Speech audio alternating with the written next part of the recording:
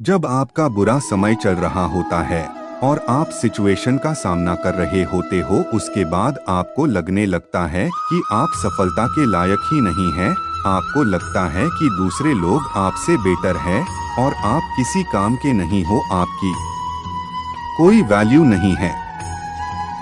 हमेशा याद रखो, इससे कोई फर्क नहीं पड़ता कि आपने कितनी बार सिचुएशन का सामना किया है, आप जिंदगी में कितनी बार फेल हुए हो, आपकी वैल्यू हमेशा वही रहेगी जो पहले थी। आपके पास कुछ खास है जो दूसरों के पास नहीं है और ये कोई भी आपसे छीन नहीं सकता। अब तक सक्सेस नहीं मिलने से आपकी वैल्यू कम नहीं हुई है।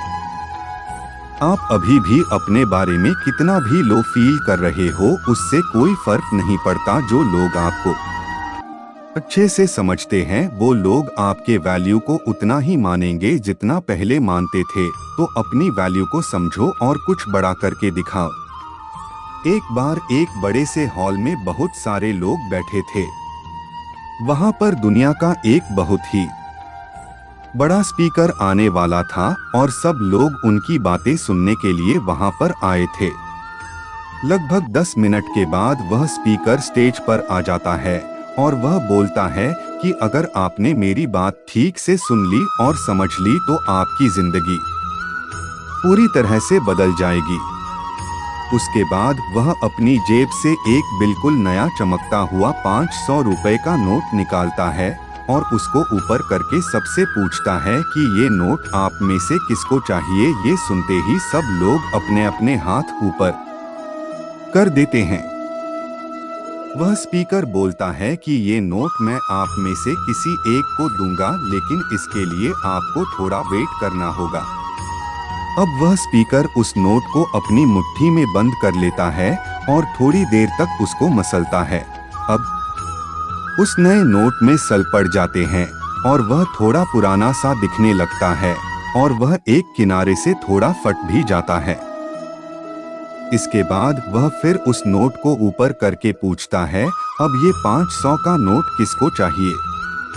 इस बार भी सभी लोग अपने हाथ ऊपर कर देते हैं।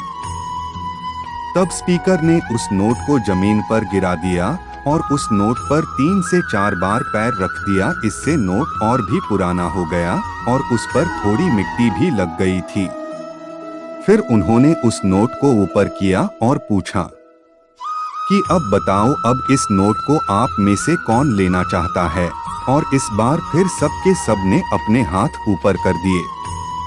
स्पीकर अब नोट को फिर से नीचे जमीन पर गिरा देता है और उसके ऊपर कूद कूद कर उसको दोनों पैरों से रगड़ देता है और उसके ऊपर चाय भी गिरा देता है। अब नोट इतना गंदा हो जाता है कि उसको पहचानना भी मुश्किल होता है। कोई भी उस नोट को देखता तो यही बोलता कि अब ये सिर्फ एक गंदा कागज का टुकड़ा है, अब यह बेकार है। इस दुनिया में इसकी कोई वैल्यू नहीं है। स्पीकर ने एक बार फिर उस नोट को उठाया और ऊपर करके सबसे पूछा, अब इस नोट को कौन लेना चाहता है। और इस बार भी सबके सब ने अपने हाथ ऊपर कर दिए। कितना भी गंदा पुराना मिट्टी में सना हुआ चाय का दाग लगा हुआ हो, लेकिन अभी भी वह 500 रुपए का नोट ही था। जिंदगी कई बार बड़े बड़े झटके देती है। आप एग्जाम में फेल हो जाते हो या जॉब के इंटरव्यू के बाद आपका सिलेक्शन नहीं होता।